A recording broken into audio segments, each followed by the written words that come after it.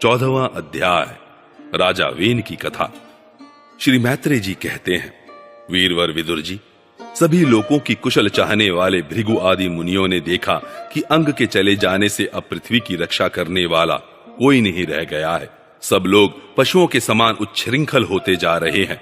तब उन्होंने माता सुनीता की सम्मति से मंत्रियों के सहमत न होने पर भी वेन को भूमंडल के राजपद पर अभिषिक्त कर दिया।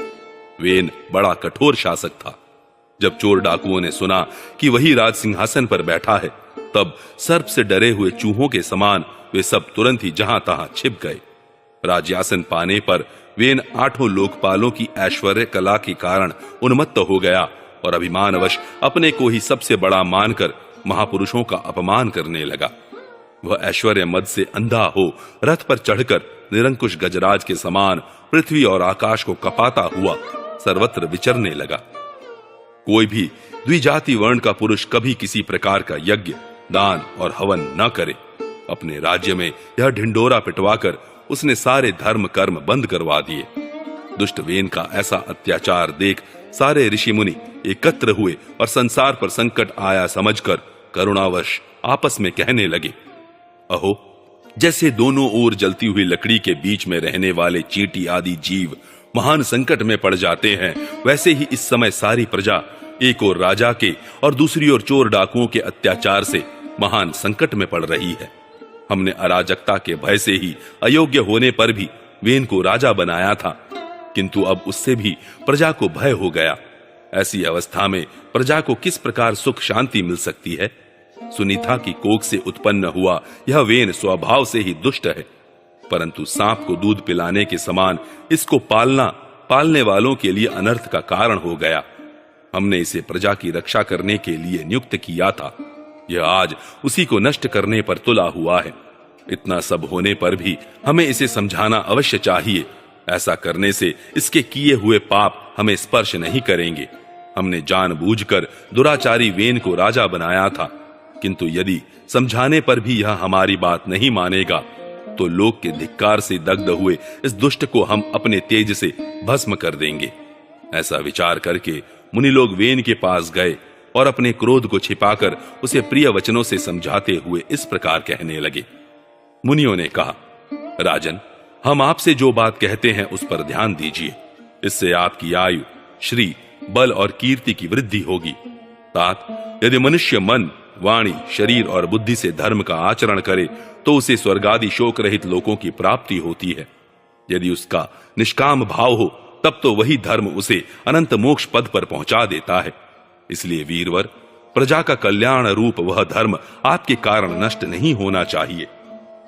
धर्म के नष्ट होने से राजा भी ऐश्वर्य से च्युत हो जाता है। जो राजा दुष्ट मंत्री और चोर आदि से अपनी प्रजा की रक्षा करते हुए न्यायोनुकूल कर लेता है, वह इस लोक में और परलोक में दोनों जगह सुख पाता है। जिसके राज्य अथवा नगर में वर्णाश्रम धर्मों का पालन करने वाले पुरुष स्वधर्म पालन के द्वारा भगवान यज्ञ पुरुष की आराधना करते हैं, महाभाग अपनी आज्ञा का पालन करने वाले उस राजा से भगवान प्रसन्न रहते हैं, क्योंकि वे ही सारे विश्व की आत्मा तथा संपूर्ण भूतों के रक्षक हैं। भगवान ब्रह्मादि जगदीश्वरों के भी ईश्वर हैं। उनके प्रसन्न होने पर कोई भी वस्तु दुर्लभ नहीं रह जाती। तभी तो इंद्रादि लोकपालों के सहित समस्त लोग उन्हें बड़े आदर से पूजोपहार समर्पण करते हैं। राजन, भगवान श्री हरि समस्त लोकपाल और यज्ञों के नियंता है। वे वेदत्रयी रूप, द्रव्य रूप और तप स्वरूप हैं। इसलिए आपके जो देशवासी आपकी उन्नति के लिए अनेक प्रकार के यज्ञों से भगवान का यजन करते हैं, आपको उनके अनुकूल ही रहना चाहिए। जब आपके राज्य में ब्राह्मण लोग यज्ञों का अनुष्ठान करेंगे, तब उनकी पूजा से प्रसन्न होकर भगवान के अंश स्वरूप देवता आपको मनचाहा फल देंगे। अतः वीरवर, आपको यज्ञादि धर्मानुष्ठान बंद करके देवताओं का तिरस्कार नहीं करना चाहिए। वेन ने कहा, तुम लोग बड़े मूर्ख हो। खेद है, तुमने अधर्म में ही धर्म बुद्धि कर रखी है। तभी तो तुम जीविका देने वाले मुझ साक्षात पति को छोड़कर किसी दूसरे जारपति की उपासना करते हो। जो लोग मूर्खतावश राजा रूप परमेश्वर का अनादर करते हैं, उन्हें न तो इस लोक में सुख मिलता है और न परलोक में ही। जिसमें तुम लोगों की इतनी भक्ति है, वह यज्ञ पुरुष है कौन? यह तो ऐसी ही बात हुई जैसे कुल्टा स्त्रियां अपने विवाहित पति से प्रेम न करके किसी पर पुरुष में आसक्त हो जाएं। विष्णु, ब्रह्मा, महादेव, इंद्र, वायु, यम, सूर्य, मेघ, कुबेर, चंद्रमा, पृथ्वी, अग्नि और वरुण तथा इनके अतिरिक्त जो दूसरे वर और शाप देने में समर्थ देवता हैं, वे सब के सब राजा के शरीर में रहते हैं। इसलिए राजा सर्वदेवमय है और देवता उसके अंश मात्र हैं। इसलिए ब्राह्मणों, तुम मत्सरता छोड़कर अपने सभी कर्मों द्वारा एक मेरा ही पूजन करो और मुझी को बलि समर्पण करो। भला मेरे सिवा और कौन अग्र पूजा का अधिकारी हो सकता है। श्री मैत्रेय जी कहते हैं, इस प्रकार विपरीत बुद्धि होने के कारण वह अत्यंत पापी और कुमार्गगामी हो गया था।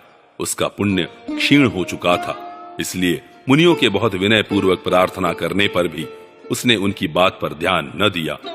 कल्याण रूप विदुर जी, अपने को बड़ा बुद्धिमान समझने वाले वेन ने जब उन मुनियों का इस प्रकार अपमान किया, तब अपनी मांग को व्यर्थ हुई देख वे उस पर अत्यंत कुपित हो गए। मार डालो, इस स्वभाव से ही दुष्ट पापी को मार डालो। यह यदि जीता रह गया तो कुछ ही दिनों में संसार को अवश्य भस्म कर डालेगा।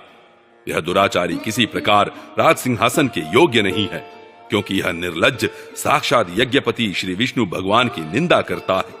अहो, जिनकी कृपा से इसे ऐसा ऐश्वर्य मिला, उन श्रीहरि की निंदा अभागे वेन को छोड़कर और कौन कर सकता है। इस प्रकार अपने छिपे हुए क्रोध को प्रकट कर उन्होंने उसे मारने का निश्चय कर लिया। वह तो भगवान की निंदा करने के कारण पहले ही मर चुका था, इसलिए केवल हुंकारों से ही उन्होंने उसका काम तमाम कर दिया। जब मुनिगण अपने अपने आश्रमों को चले गए, तब इधर वेन की शोकाकुला माता सुनीता मंत्रादि के बल से तथा अन्य युक्तियों से अपने पुत्र के शव की रक्षा करने लगी। एक दिन वे मुनिगण सरस्वती के पवित्र जल में स्नान कर अग्निहोत्र से निवृत्त हो नदी के तीर पर बैठे हुए हरिचर्चा कर रहे थे।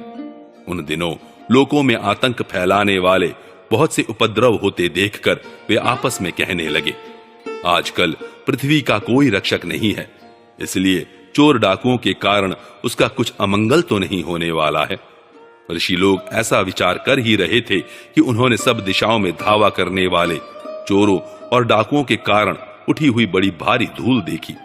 देखते ही वे समझ गए कि राजा वेन के मर जाने के कारण देश में अराजकता फैल गई है, राज्य शक्तिहीन हो गया है और चोर डाकू बढ़ गए हैं।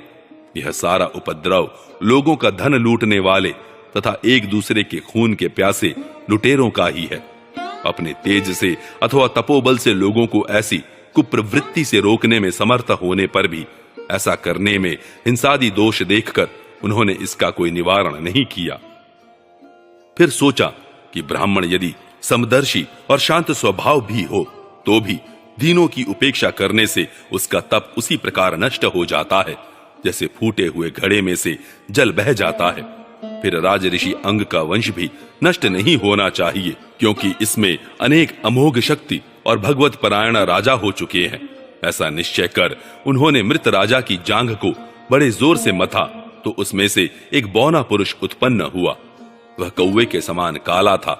उसके सभी अंग और खासकर भुजाएं बहुत छोटी थीं, जबड़े बहुत बड़े, टांगें छोटी, नाक चपटी, नेत्र लाल और केश तांबे के से रंग के थे।